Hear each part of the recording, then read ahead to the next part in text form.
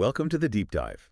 Today we're going to be exploring how innovations, from ideas to behaviors spread through society. It's like trying to understand how a philosophy catches on, Right. but, on a much broader scale. Yeah. We're diving into the world of social diffusion, Right. which looks at everything from the adoption of new technologies to the spread of social movements, even things like smoking habits. Yeah. And to make this, extra interesting, imagine we're explaining all this to a philosopher. Right. They'd probably want to start with, a clear definition. What is an innovation? Well, according to our sources, an innovation can be any idea, practice, or object that's perceived as new. It's not necessarily about something being brand new to the world, Right. but rather about when people start seeing it as novel and potentially useful. That makes sense. Think about how some philosophical ideas might have existed for centuries, but only gained widespread recognition much later. Exactly. And the way those ideas spread, gaining acceptance and influencing thought, that's what social diffusion helps us understand. So let's talk about how this spreading actually happens. Our sources mention the S-shaped curve of adoption. Oh, yeah. Have you heard about this? A classic pattern. Yeah. It starts slowly, with just a few innovators picking up the new idea or practice. Think of those early philosophers who dared to challenge the status quo. Right. Those radical thinkers way back when. Then, as more people see the benefits or the compelling arguments in this case, the rate of adoption takes off. It's like a snowball effect. Exactly. Yeah, and eventually it levels off as the majority of potential adopters have either embraced the innovation or consciously rejected it. Just like a philosophical school of thought might reach its peak influence and then either become integrated into mainstream thought or fade as new ideas emerge. Now, one of the key drivers of this whole diffusion process is modeling a concept central to social cognitive theory. Right. Social cognitive theory emphasizes how we learn by observing others. And for a philosopher, this is crucial. Think about how philosophical ideas have been passed down through generations, through direct teachings, written texts, and now even online discussions. So there's direct modeling, where you learn from people you interact with, and then symbolic modeling, which happens through media like books or the internet. Precisely. And one of our sources gives a great example of how a unique political campaign strategy, distributing leaflets at churches, spread through modeling. Interesting. Other groups saw its success and adopted the same tactic. It's like a chain reaction of inspiration. But the impact of modeling isn't always immediate, right? Sometimes what we observe gets stored away and influences us later on. Absolutely. It's called delayed adoption. We might learn something now, but only apply it years later when the context is right or the need arises. Just like a philosophy student might encounter a concept that only clicks into place much later in their studies. That's fascinating. It means we're constantly being influenced by past observations, even if we're not aware of it. Now, our sources also mention the classic two-step flow model of media influence. This model suggests that media influences opinion leaders, who then influence the wider public. Imagine how a prominent philosopher's interpretation of a text could shape the understanding of countless students. Yeah, they're the tastemakers in a way. Yeah. But our sources suggest it's not always that simple. Right. Sometimes the media can influence us directly, especially with the rise of the internet and social media. Exactly. Yeah. The key takeaway is that different sources of influence, whether interpersonal or media-based, carry varying levels of credibility and persuasiveness depending on the specific information and the individual's own judgment. So it's like a philosopher would evaluate different arguments. We weigh the logic, the evidence, and the source's credibility before deciding what to accept. Right. And speaking of complexity, our sources discuss multi-pattern diffusion, meaning there's no fixed order of sources when it comes to adopting innovations. It's a dynamic interplay of personal experiences, social interactions, and media exposure. So it's not a linear path. Right. It's more like piecing together a puzzle, gathering insights from various sources to form our own understanding of an idea or practice. Yeah, just like a philosopher might draw on multiple texts, historical contexts, and different schools of thought to develop their own philosophical framework. That's a great analogy. Right. Yeah. And it highlights that social diffusion is a messy, multidimensional process, much like the evolution of ideas themselves. Right, like philosophy itself. Yeah. So far, we've been like laying the groundwork, Yeah. understanding what innovations are and how they kind of start to spread. Now, let's zoom in on some of the specific factors that determine whether an innovation, like a new philosophical concept, really takes hold. One crucial factor is the perceived benefits. Okay. We're more likely to embrace something if we believe it will improve our lives, solve a problem, or offer new insights. Yeah, like it's got to be useful somehow. Yeah. Just like a philosopher might be drawn to an idea that provides a compelling explanation of the human condition. Right, it speaks to them on some level. Exactly. But it's not just about the potential upside, right? We also weigh the costs and risks involved. Absolutely. A complex or demanding philosophy might appeal intellectually, Right. but if it requires like a complete overhaul of one's beliefs and lifestyle, Yeah. the adoption rate might be slower. Absolutely. Our sources point out that even when people are favorable towards an innovation, they might not adopt it if they lack the necessary resources or skills. Think of a philosophy that requires extensive study or contradicts prevailing social norms. Right. Those factors can hinder its diffusion. So individual psychology and social context both kind of play a role. Yeah. It's like a philosopher trying to introduce radical ideas in a society that's resistant to change. Precisely. Yeah. And that's where the concept of environmental inducements comes in. Okay. These are external factors that can either encourage or discourage adoption. Think of things like government support for certain research areas. Right. Or conversely, censorship that limits the spread of certain ideas. So in the case of a philosophy, it might be the patronage of a wealthy benefactor that allows a school of thought to flourish. Or conversely, a political regime that suppresses dissenting views. Exactly. Those inducements can be incredibly powerful in shaping the diffusion process. Yeah. But they also raise ethical questions about who controls the flow of information and who benefits from the spread of certain ideas. Now, beyond the practical considerations, there's also the element of personal values and beliefs. Right. We're more likely to embrace innovations that align with our worldview and reject those that clash with our sense of self.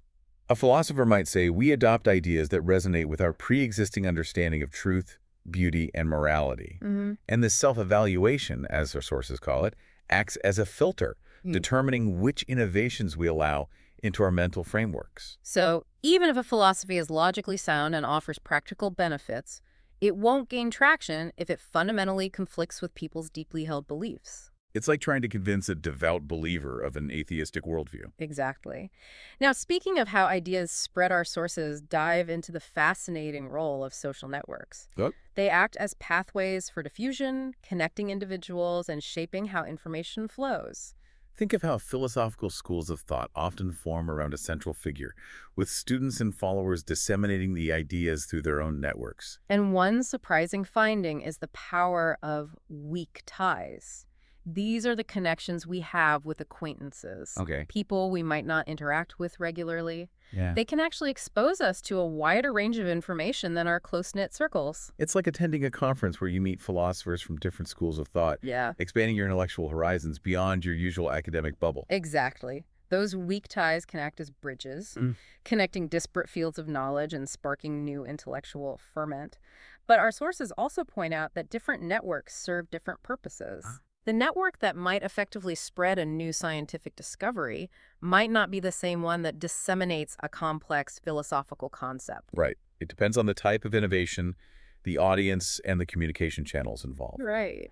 A philosophy that thrives in academic circles might struggle to gain traction in popular culture without adapting its approach. And this highlights the methodological challenges in studying real-world social networks. They're dynamic, multifaceted, and influenced by a wide range of factors. Mapping out the flow of philosophical ideas through history, for example, is a complex undertaking. It's like trying to trace the genealogy of an idea, understanding how it's been shaped and reshaped by different thinkers, social contexts, and cultural influences. Now let's shift gears a bit and talk about the impact of television. It's a powerful medium of symbolic modeling, capable of shaping our perceptions and influencing our behavior. Think about how television documentaries or interviews with prominent philosophers can introduce complex ideas to a wider audience. It can democratize knowledge to some extent, making philosophy accessible beyond the confines of academia. But our sources point out that television can also lead to a decline in participation in real-world community settings. It's the classic concern that screen time is replacing face-to-face interaction. While we can learn about philosophy through television, Hmm. it can't fully replace the dynamic exchange of ideas that happens in a classroom discussion or a lively debate. Right. It's a reminder that while technology can facilitate the spread of ideas, it can also have unintended consequences for social interaction and community engagement. Now, our sources discuss the power of single-link structures created by television. Think of a televised lecture by a renowned philosopher. Yeah. Millions might tune in, forming a shared experience around that figure's ideas, even though they might not interact with each other directly. It creates a sense of connection, but it also raises questions about echo chambers and the lack of diverse perspectives. Right. It's like everyone's reading the same philosopher, but without engaging in critical discussion or considering alternative viewpoints. Exactly. Those single-link structures can be incredibly powerful in disseminating ideas. Right. But they also highlight the importance of seeking out multiple sources and engaging in thoughtful dialogue to avoid intellectual isolation. We've been exploring how innovations spread using the lens of like a philosopher to understand how ideas catch on and influence society. Uh-huh. But what about when those ideas are harmful or destructive?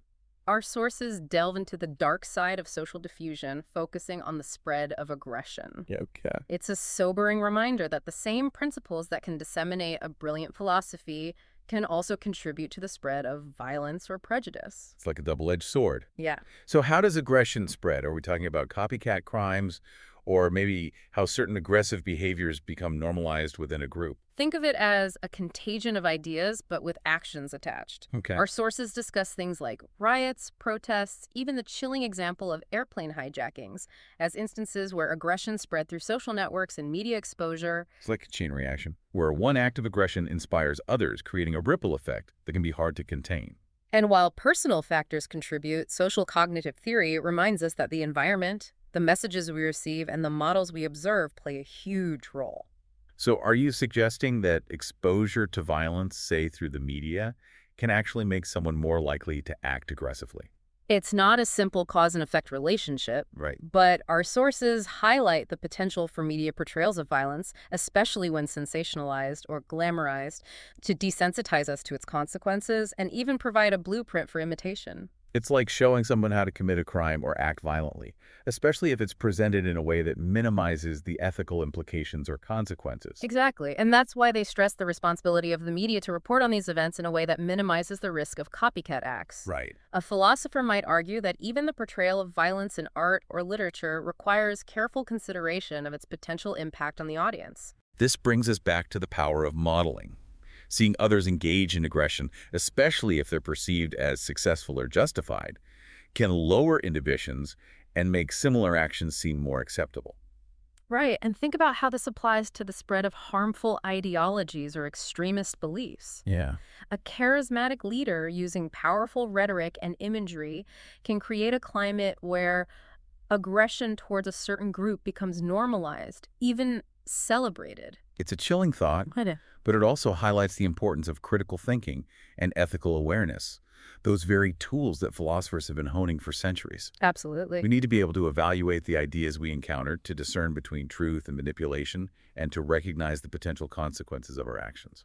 Absolutely, and that's why understanding social diffusion is so important. Right. It helps us to see how ideas, both good and bad, spread through society and to recognize the subtle ways in which we're constantly being influenced by our social environment. Now, before we wrap up, let's touch on a point you made earlier about how not all innovations are created equal, and that some might actually serve the interests of the promoters more than the adopters. This gets to the heart of ethical considerations. Our sources discuss how marketing strategies often target our desires and insecurities, Right. making us feel like we need things that we might not actually need, All right. or that might even be harmful. It's like convincing people they need a certain philosophy to be happy or successful, even if it ultimately leads to dogma or a rejection of critical thinking. Exactly. And that's why critical thinking, media literacy, and an awareness of ethical principles are so important. Yeah. We need to be able to evaluate the ideas we encounter, Mhm. to question the motives of those promoting them, Right. and to make choices that align with our values and well-being. This deep dive has been a fascinating journey.